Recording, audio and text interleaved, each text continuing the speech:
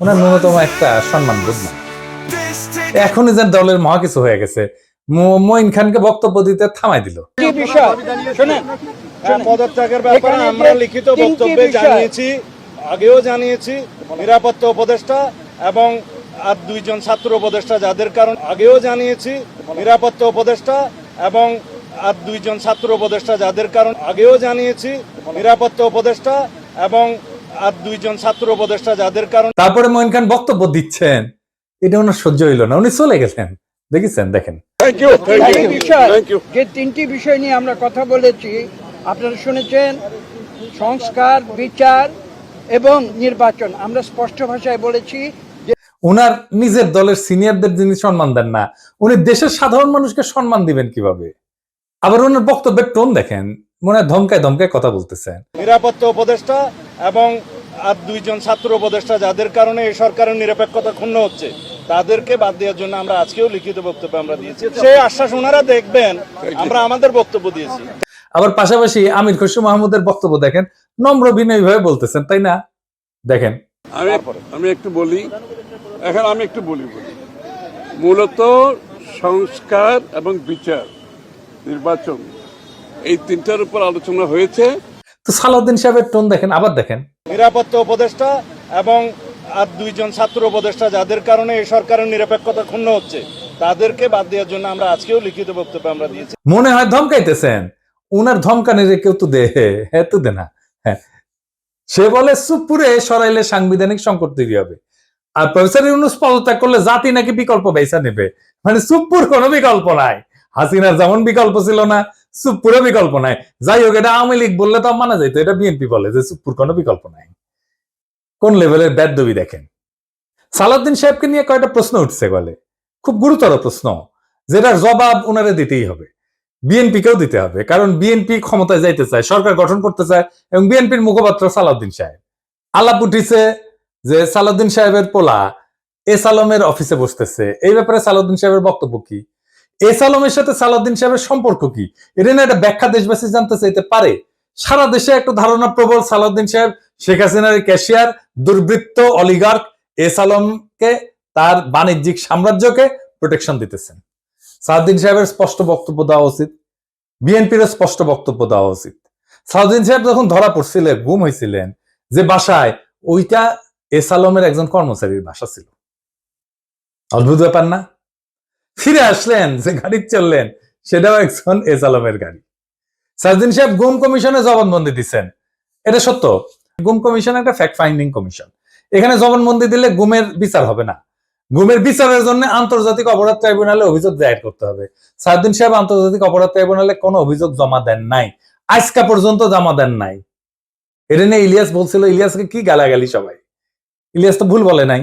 সালাউদ্দিন সাহেবের গুমের বিচার হোক, উনি ট্রাইব্যুনালে অভিযোগ দায়ের করেন।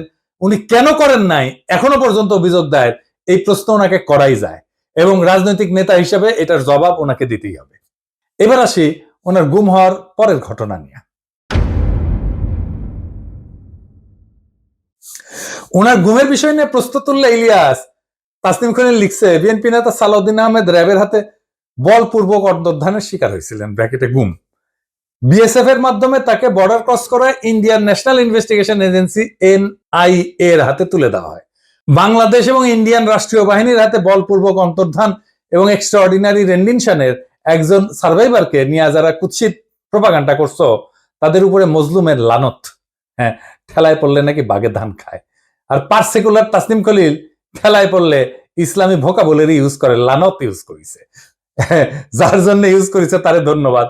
ইলিয়াসের কারণে হাজার হোক, লানত শব্দটাতে ইউজ করেছে।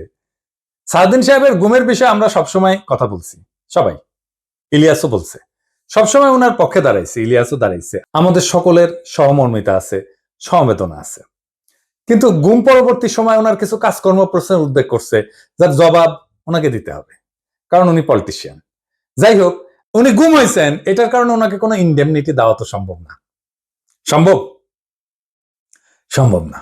যাই হোক, এই প্রসঙ্গে বিস্তারিত না যায়, আমরা সালাউদ্দিন সাহেব গুমের পরে কেমন মজলুমের জীবন কাটাইছেন সেটা একটু দেখি। এটা শিলং এর সানরাইজ গেস্ট হাউস, ওইখানে সালাউদ্দিন সাহেব ছিলেন, হ্যাঁ, পুরো সময়টাই।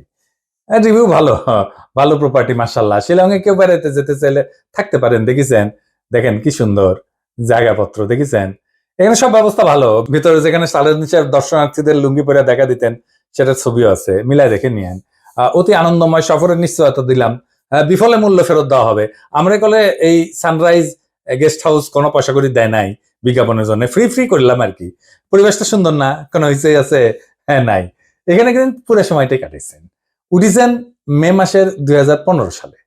তার 2 মাস পরে ডেইলি স্টার এই রিপোর্টটা ছাপে, তিনি কেমন আছেন। এটা একটা বিলাসবহুল গেস্ট হাউস, রিপোর্টেই কইছে 4টা বেডরুম, উনি 2টা রুম ভাড়া নিছিলেন, কিন্তু থাকতেন একাই।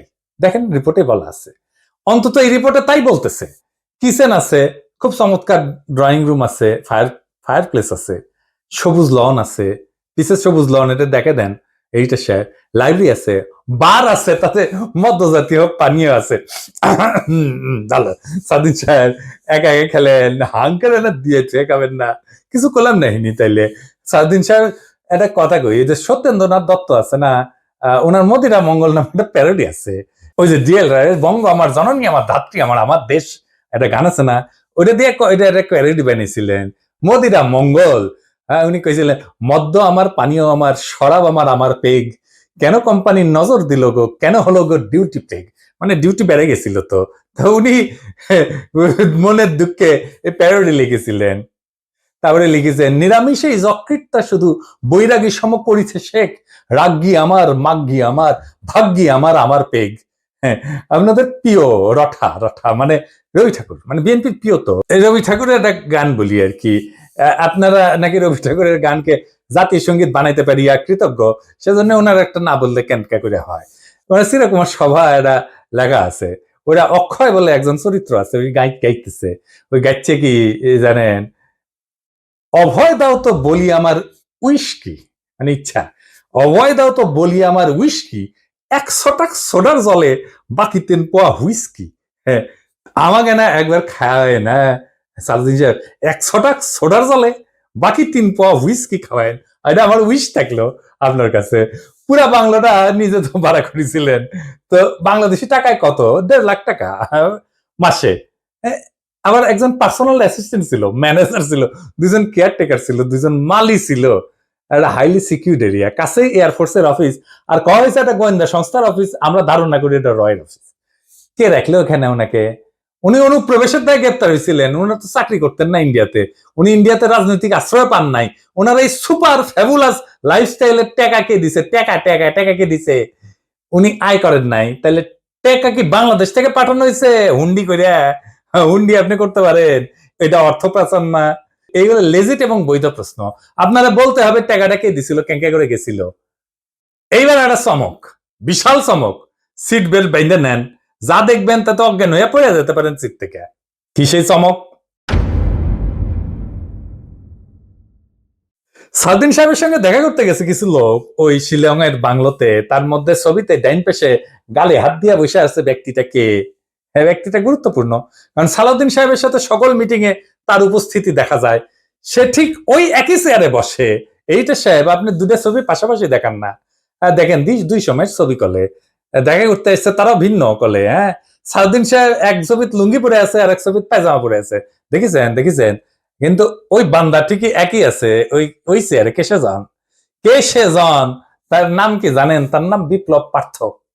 চট্টগ্রামে তাকে সবাই চেনে আওয়ামী লীগের একজন লেসপেন্সার, আওয়ামী লীগের একজন কর্মী এবং ভারতীয় এজেন্ট হিসেবে। আওয়ামী লীগের 15 বছর পুরোটা সময় দাপটের সাথে জীবনযাপন করে গেছেন। ছিলেন চট্টগ্রাম মহানগর আওয়ামী লীগের সাধারণ সম্পাদক আজম নাসির উদ্দিনের অন্যতম ডাইন হাত। আজম নাসিরের অনলাইন একটা পোর্টাল ছিল, তার নাম ছিল জয় নিউজ। জয় নিউজের সাংবাদিক হিসেবে দীর্ঘদিন কাজ করেছিল এই বিপ্লব পার্থ, মাশাআল্লাহ। কিন্তু এইসব পরিচয়ের বাইরেও তার একটা বড় পরিচয় আছে। বিপ্লব পার্থর মূল পরিচয়, সে ইসকনের চট্টগ্রাম বিভাগের মিডিয়া সেলের সমন্বয়ক। হ্যাঁ, সমন্বয়ক না, সমন্বয়ক। হ্যাঁ, এটা আবার গৌরবে ফেসবুকে ঘোষণা দিয়ে প্রচার করেছিল সে। চট্টগ্রামে চিন্ময় ইস্যুতে সবচেয়ে বেশি যে লোকটা সক্রিয়, সেটা হইতেছে বিপ্লব পার্থ। দেখেছেন মিছিলে, দেখেছেন। আজম নাসিরকে দ্বিতীয়বার চট্টগ্রাম সিটি কর্পোরেশনের মেয়র নির্বাচনের জন্য মনোনয়ন পাওয়া দেওয়ার জন্য ওই নাকি অমিত শাহর কাছে নিয়ে গেছিল আজম নাসিরকে। আওয়ামী লীগ সরকারের আমলে বিপ্লব নাকি 60 বারের বেশি ইন্ডিয়া সফর করেছে, গর্ব করে কইতো, সব জায়গায় প্রচার করতো। আর এই সমস্ত সফরের নাকি বেশিরভাগই ছিল সরকারি সফর। তার পাসপোর্ট যাচাই করা হোক, তার প্রমাণ মিলবে। ইমিগ্রেশনে খোঁজ নেন, দেখেন কয়বার গেছিল। এটা পুলিশের কাজ, গোয়েন্দা সংস্থার কাজ। কেন একজন ব্যক্তি এতবার ভারত সফরে গেল, সেটা নিশ্চয়ই কারণ আছে। অনুসন্ধান করে এই রহস্য উদ্ধার করা হোক। তো এতদিন আওয়ামী লীগ হইলেও, এত সাজলেও, আওয়ামী লীগ সাজলেও 5ই আগস্টের পর হঠাৎ কইরা রূপ বদল করে বিএনপি হয়ে গেছে। সব প্রোগ্রামে যায় বিএনপি। একসময় সাংবাদিকতা করলে, এখন পুরোপুরি বেকার করে এবং কাজ করে না। তো শোনা যায় আর কি যে ওক নাকি রয় ঢুকাইছে বিএনপির মধ্যে, এবং বিএনপির সমস্ত তথ্য ভারতে পাচার করার জন্য। এমন একজন বিতর্কিত সেন্সিটিভ লোক ফ্যাসিবাদী সরকারের সময় কয়েকবার দেখা করছে সালাউদ্দিন সাহেবের সাথে। কি কারণে? সালাউদ্দিন সাহেবকে তো কইতে হবে, কেন সে সব মিটিং এ থাকে। 5ই আগস্টের পর বিপ্লব পার্থ শেল্টার হইতেছে, গডফাদার হইতেছে বিএনপির আরেক স্থায়ী কমিটির সদস্য আমির খসরু মাহমুদ চৌধুরী। দেখেন ওর সাথে, দেখেন খালি ঘুরে বেড়ায়। স্বীকৃত, এটা প্রকাশ্য এবং স্বীকৃত। অথচ গত 15 বছরে ছাত্র দল এবং যুব দল করা হিন্দু সম্প্রদায়ের প্রচুর লোক আছে চট্টগ্রামে, তারা কাছে ভিড়তে পারে না আমির খসরু মাহমুদের।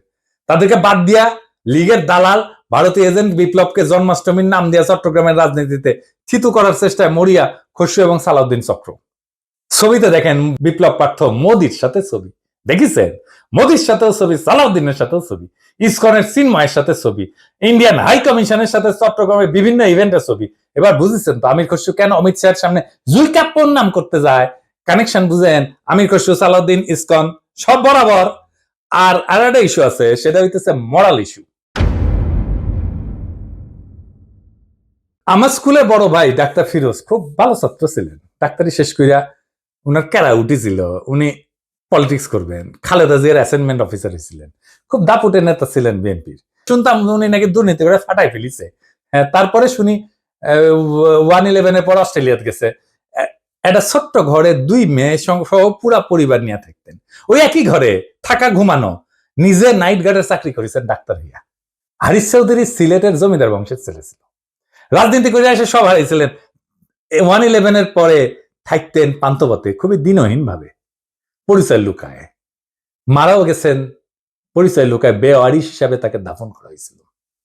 নিরাপত্তার কারণে পেট চালানোর জন্য চাঁদনি চকে কাপড়ের দোকানে কর্মচারীর কাজ করতেন। সেরা পাঞ্জাবি পরতেন, রিক্সায় চড়ার পয়সা ছিল না, হাইটে যেতেন। মির্জা ফখরুল নিজেই বলছেন, এই আওয়ামী লীগের আমলে বিএনপির নেতা কর্মীরা বাড়ি ছাড়া হয়ে ঢাকায় এসে রিক্সা চালায়, উনি কান্দিছিলেন, ফ্যাস ফ্যাস করে কান্দিছিলেন। আর আপনি সালাউদ্দিন সাহেব রাজার হালে থাকেন, শিলংয়ে লজ্জা লাগে না সালাউদ্দিন সাহেব? আপনার ভারতে থাকার টাইমে সকল খরচা কিভাবে করেছেন জাতিকে জানাইবেন। ইসকনের সাথে আপনার কি সম্পর্ক সেটাও জানাবেন। জাতির এটা জানার অধিকার আছে। 1975-এ সোহরাওয়ার্দীর বডিগার্ড জয় বাংলা হয়ে যাওয়ার পরে বেশ কিছু বছর কাটাল রানী ইন্ডিয়াতে ছিল।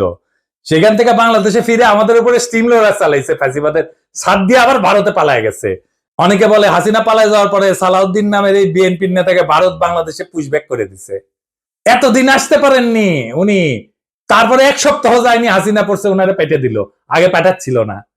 কাকতালীয় ভাবে জীবনের বড় একটা সময়, হাসিনার চেয়েও বেশি সময় ভারতেই ছিলেন। তো এই সালাউদ্দিন সাহেব ইদানিং হাসিনার মতো উদ্ধত ভাবে কথাবার্তা বলা শুরু করেছেন। সামনে ওনাকেও সম্ভবত আমরা হাসিনার প্রতিবেশী হিসেবে ভারতে দেখতে পাবো, মাশাআল্লাহ। সালাউদ্দিন সাহেব, মানুষ আপনারা ইন্ডিয়ান মাল বলে, আপনি শুনেন না, কিন্তু ক্যামেরা ঠিকই শুনে। এই যে দেখেন, আপনারা কয় ইন্ডিয়ান মাল আসিছে।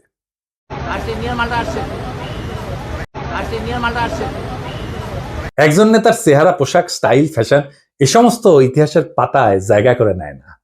ইতিহাস মনে রাখে নেতৃত্বের সততা, আত্মত্যাগের পরিমাণ, আর সেই নেতার অবস্থান দুর্দিনে কোথায় ছিল। সালাউদ্দিন আহমেদ নিঃসন্দেহে গুমের শিকার হয়েছিলেন। সেই সময় দেশবাসী তার জন্য কাঁদছে।